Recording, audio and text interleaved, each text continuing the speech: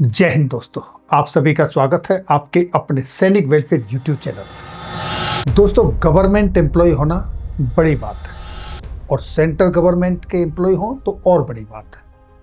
लेकिन क्या राज्य कर्मचारी या केंद्र के कर्मचारी उनके रिस्क कम हो जाते हैं? नहीं, रिस्क बराबर रहते हैं। रिस्क जैसे एक्सीडेंटल रिस्क, मेडिकल इमरजेंसी या अचानक कोई बड़ा खर्च आ जाना, और ये सारे आपके कर्मचारी की सैलरी से पूरे नहीं हो सकते। इन्हीं बातों को ध्यान में रखते हुए वित्त मंत्रालय की तरफ से 14 जनवरी को एक ये लेटर जारी हुआ। उस लेटर के ऊपर मैंने ये वीडियो बनाई। जिन लोगों ने अभी तक ये वीडियो नहीं देखी और देखना चाहते हैं तो इस वीडियो के एंड में आपको वो वीडियो मिल जाएगी, और उस वीडियो का लिंक मैंने अपने व्हाट्सएप चैनल पर भी दिया है, तथा वो लेटर और आज जो वीडियो बना रहा हूँ ये लेटर सभी आपको हमारे व्हाट्सएप चैनल पर भी मिल जाएंगे। अब उसी स्कीम को प्रचार प्रसार करने के लिए, उसके अवेयरनेस क्रिएट करने के लिए, जागरूकता लाने के लिए वित्त मंत्रालय की तरफ से 19 फरवरी को ये प्रेस रिलीज जारी की गई है, और स्कीम के मुख्य अंश जो इसमें दर्शाए गए हैं उसके लिए सुविधा शिविर यानी फैसिलिटेशन कैंप भी जगह जगह ऑर्गेनाइज किए जा रहे हैं। उन्हीं में से जो एक कैंप का ऑर्गेनाइज किया डिपार्टमेंट ऑफ फाइनेंशियल सर्विसेज की तरफ से ये लेटर है। अब मैं आपको लेकर चलता हूँ मुख्य अंश क्या है इसके और क्या इसमें बताया गया है। तो देखिए, सबसे पहले स्कीम है CSAP यानी कंपोजिट सैलरी अकाउंट पैकेज, और ये टोटल का टोटल सेंट्रल गवर्नमेंट एम्प्लॉयज के लिए है। और इसमें 3 मुख्य बातों पर फोकस दिया गया है, और वो 3 मुख्य बात क्या है? बैंकिंग फैसिलिटी, इंश्योरेंस कवरेज और कार्ड एंड डिजिटल बेनिफिट्स। अब हम सबसे पहले बैंकिंग फैसिलिटीज पर चलते हैं। तो आपको जीरो बैलेंस सैलरी अकाउंट मिलता है, जहां पर RTGS, NEFT, UPI जैसी फ्री रेमिटेंस यानी सब फ्री सुविधा है, और चेक फैसिलिटी भी साथ में है।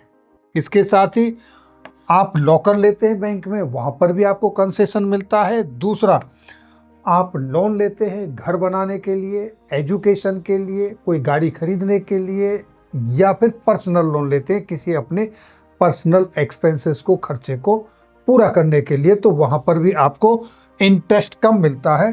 और जो बैंक से लोन लेते समय प्रोसेस होता है, उसका प्रोसेसिंग फीस में जो चार्ज लगते हैं वो भी आपसे कम लिया जाता है, वहाँ पर भी कंसेशन है। और इसके साथ में आप देखिए, फैमिली सिक्योरिटी की अगर हम बात करें तो यहाँ पर सबसे महत्वपूर्ण क्या है? अगर पर्सनल एक्सीडेंट होता है तो आपका 1.5 करोड़ रुपए का इंश्योरेंस है, और अगर आप एयर एक्सीडेंट इंश्योरेंस की बात करें तो ये 2 करोड़ रुपए तक है।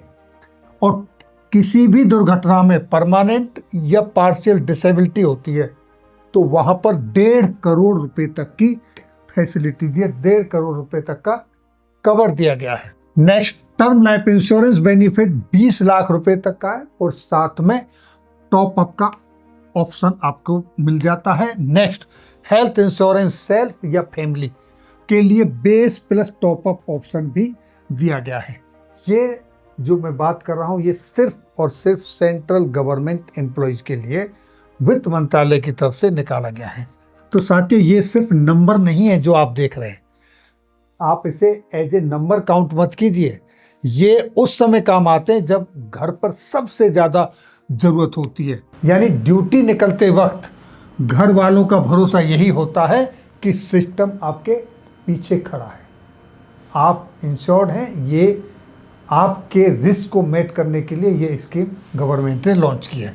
अब कार्ड और डिजिटल बेनिफिट की बात करें तो आप देखिए, डेबिट और क्रेडिट कार्ड पर जो एक्स्ट्रा बेनिफिट्स है यहाँ पर, साथ ही cashback, rewards, lifestyle benefit जैसे फीचर्स, यानी आजकल आप देखते हो जब आप कुछ खर्चा करते हो तो वहाँ आपको रिवार्ड्स पॉइंट्स मिलते हैं, उसके बदले आप कभी मूवी टिकट में भी आपको बेनिफिट मिलता है, जहाँ कहीं ट्रैवल करते हैं तो वहाँ भी आपको कंसेशन मिलता है, आप पेट्रोल पंप पे जाते हो तो वहाँ पेट्रोल खरीदते हो उसके रिवार्ड पॉइंट्स मिलते हैं, उससे भी आप आगे दूसरी चीज़ों में उसका बेनिफिट आप ले सकते हो।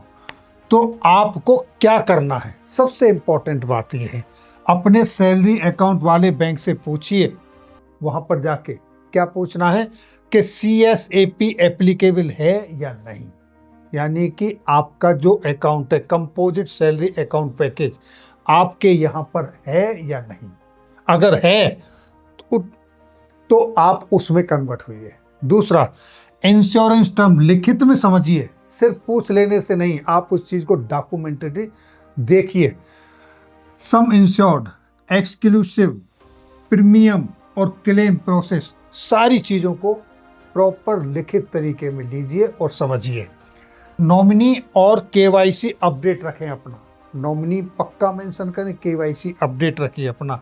ऑफिस में फैसिलिटेशन और अवेयरनेस कैंप लगें, आपके किसी भी ऑफिस में जहां आप हैं, अगर वहां पर कोई आपका सुविधा शिविर यानी कि फैसिलिटेशन कैंप लग रहा है तो उसे जरूर अटेंड करें और वहां जो भी आपकी जिज्ञासा हैं उन सबको जाने, पूछें बिना किसी हिचकिचाहट के, क्योंकि वो सिर्फ आपको अवेयरनेस, जागरूकता के लिए लगाए जा रहे हैं।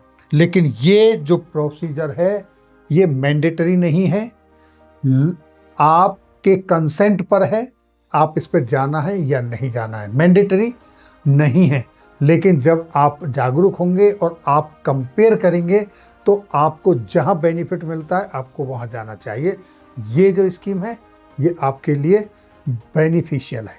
तो ये थी जानकारी केंद्रीय कर्मचारियों के लिए जो स्कीम लॉन्च हुई 14 जनवरी 2026 को, उसके संदर्भ में। फिर मिलेंगे आपके वेलफेयर से जुड़ी किसी अन्य जानकारी के साथ अगली वीडियो में। तब तक के लिए जय हिंद, जय भारत।